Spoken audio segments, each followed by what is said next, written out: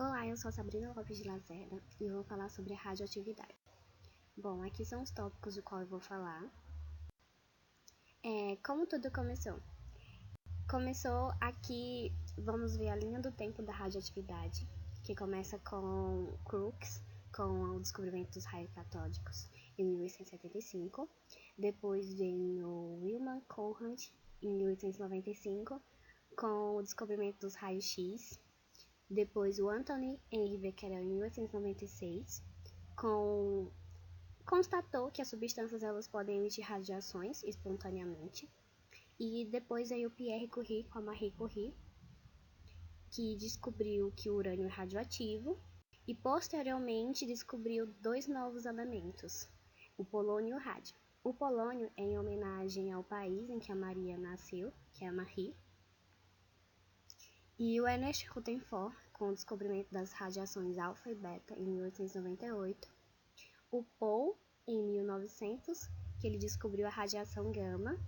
E em 1934, com o descobrimento da radioatividade artificial por Irene e Jean Frédéric Julie Curie, que são a filha e o genro do casal Curie.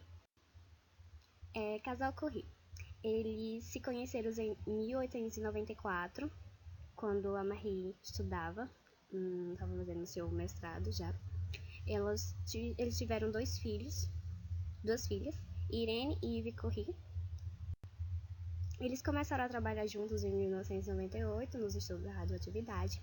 Para isso, eles construíram um laboratório no porão da escola onde Marie estudava.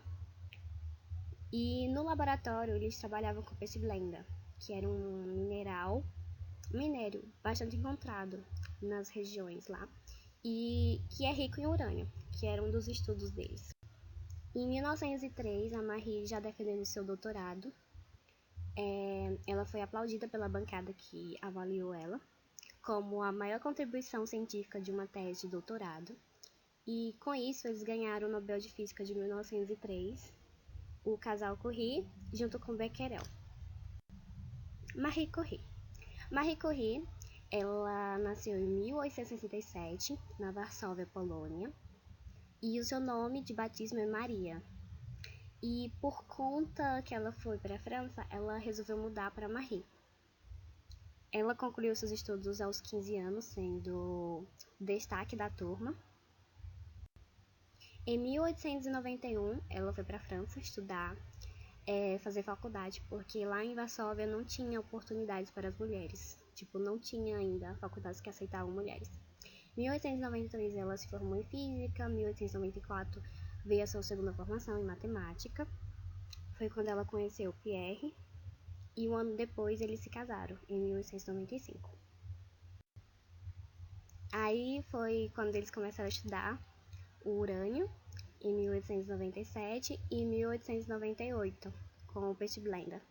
Em 1903, eles ganharam o Nobel de Física, mas a Marie, ela ganhou também a medalha de nave, que é uma medalha que geralmente é só dada a homens, mas ela foi a primeira mulher a ganhar essa medalha, então também outro marco que a Marie teve. Em 1906, foi a morte do Pierre Curie. Por conta de trabalhar com elementos radioativos, ele teve complicações e acabou falecendo.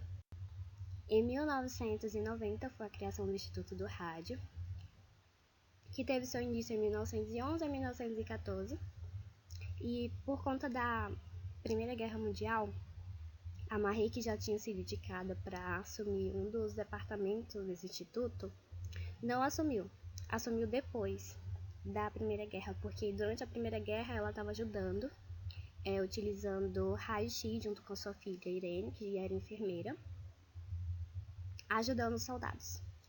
Em 1911 ela ganhou o Nobel de Química. Em 1926 ela fez uma visita ao Brasil junto com a sua filha Irene. E em 1934 foi o fim da sua carreira, foi quando ela morreu. E aqui vemos uma estátua que tem lá na Varsóvia, Polônia. E tem o nome PO, né, que é o elemento que ela descobriu. O início da radiologia no Brasil. Aqui são algumas fotos de Belo Horizonte, em Minas Gerais, do Instituto do Rádio. na atual UFMG, que é a Faculdade Federal. Bom, o instituto foi feito em 1920. Foi o primeiro instituto a usar a radioterapia no tratamento do câncer. E um dos grandes investidores que incentivou foi o médico Eduardo Borges Ribeiro da Costa, porque ele fez uma viagem. Ele já era médico e trabalhava com isso, porém ele não trabalhava com radioterapia e queria. E como a viagem que ele fez para a França, ele conheceu a Marie e seu trabalho. E com isso ele voltou com muita vontade de ter um lugar que usasse a radioterapia no tratamento do câncer. E em 1926, a Marie visitou o Brasil, dando palestras a respeito do uso da radioterapia, dando cursos sobre o rádio. E o Instituto do Rádio comprava a rádio da França, porque aqui no Brasil tinha o rádio, mas não tinha como se certificar, a dosagem certa para cada pessoa, a dosagem certinha, não tinha, e não tínhamos esse conhecimento. Então a gente comprava da França, com certificado assinado por a Marie. Aqui são uma foto dela no Instituto do Rádio em Belo Horizonte, 1926. A Marie é que está no meio e do lado está a sua filha Irene. Ela também visitou uma escola politécnica, que é a atual UFRJ. Lá ela deu palestras e deu um curso sobre o elemento rádio junto com a sua filha. E aqui é uma foto em frente ao Pão de Açúcar. Nobel. Aqui são as pessoas que ganharam o Nobel ao longo dos anos, da década, em relação ao descobrimento da radioatividade. Bem, tem o Nobel de Física, que eu já tinha falado, de 1903, que foi dividido entre esses três grandes cientistas, o Anthony Becquerel, Pierre Curie e Marie Curie, pela descoberta da radioatividade. Depois veio o seu segundo Nobel, só que agora em Química, da Marie, em 1911. E ela foi a primeira mulher a ganhar Nobel e a primeira pessoa a ganhar 2 Nobéis em categorias diferentes. Então, muita importância isso para a área científica, ela como mulher e como cientista. E a família Curie é a que tem mais prêmios Nobel na história, totalizando em 4.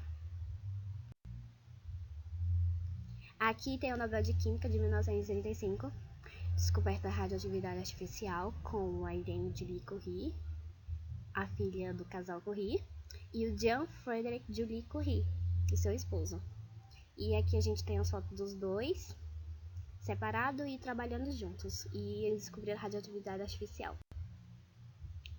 Eles têm 2 museus. Tem o Museu Curie, Paris, França, que fica do antigo Instituto do Rádio, onde a Marie trabalhou e Irene também, a sua filha, trabalhou durante anos.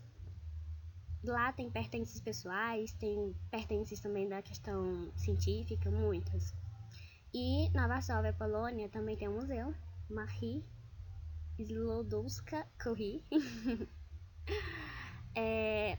Foi em homenagem a ela, porque ela foi uma grande inspiração em todos os sentidos, na área científica, como cientista, e na área também de ser mulher na ciência. Os elementos radioativos. Os elementos radioativos são capazes de emitir radiações, ou seja, ondas eletromagnéticas. E são divididas em natural e artificial. A natural, ela ocorre na natureza, né?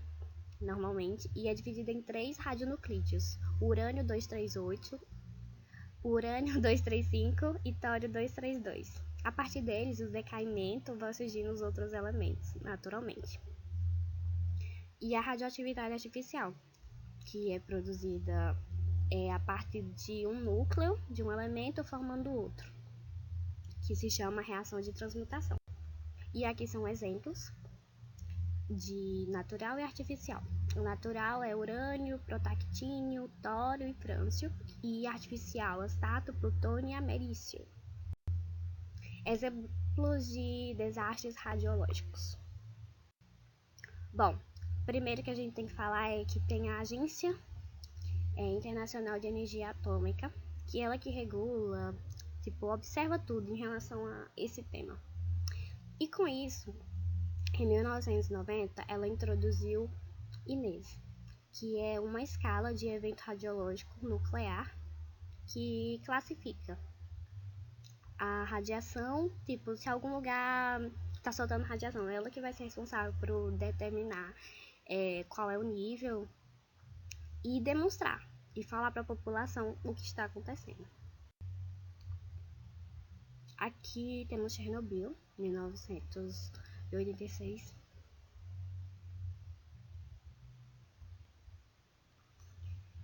Que é nível 7 na escala INES. Chernobyl, que foi o maior, quer dizer, o primeiro maior grande desastre, que soltou cerca de 70 toneladas de urânio e 900 toneladas de grafite pelo ar, pela contaminação pelas nuvens.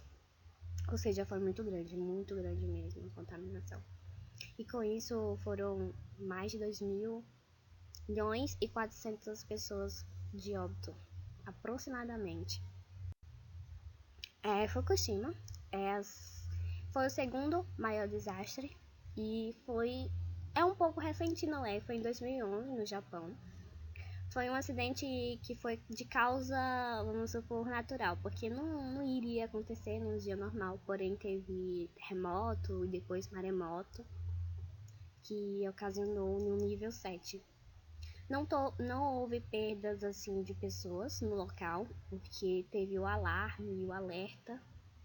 E a princípio era um nível 4.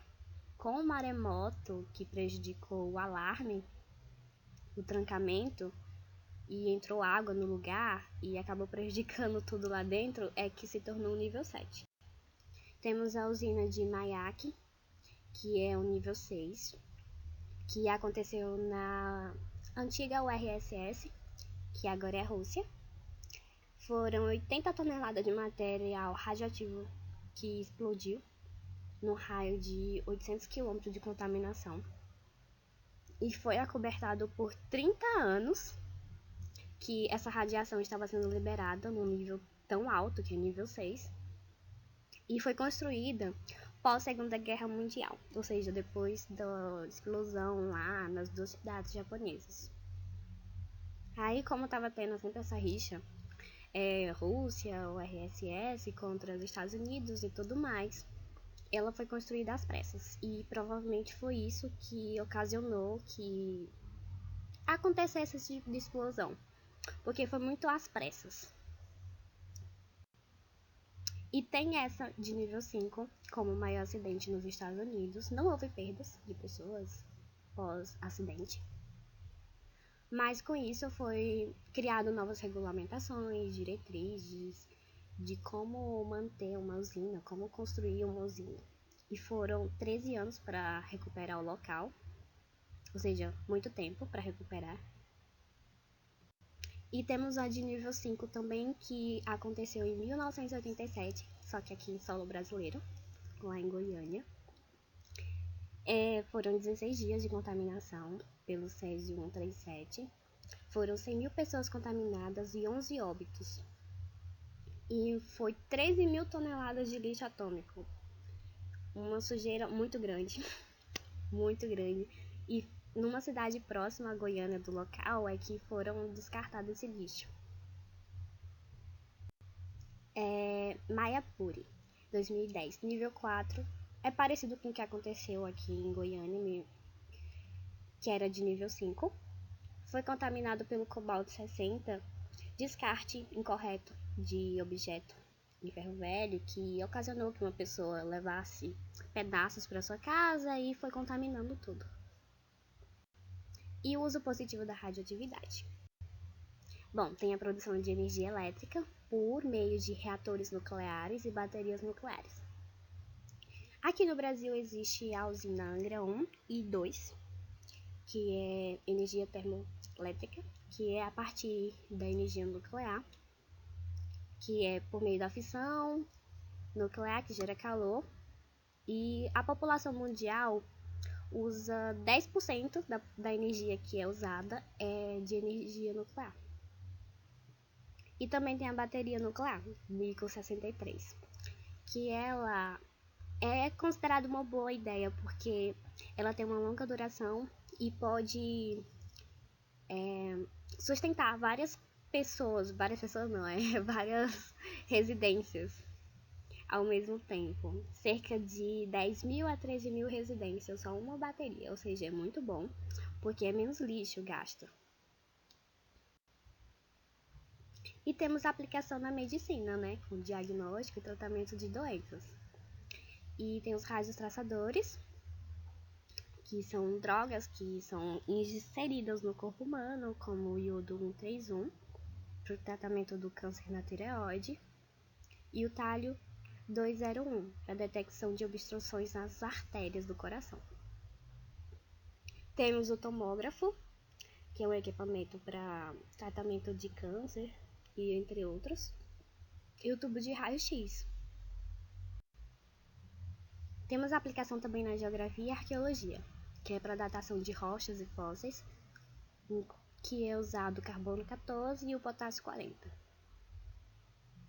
Bom, o carbono 14 é para fósseis de menos de 50.000 anos, por conta que a meia-vida dele não é tão alta assim a ponto de ser mais de 50.000 anos. Para fósseis mais antigos é usado o potássio 40.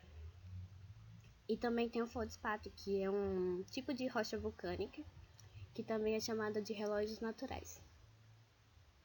Bom, é isso.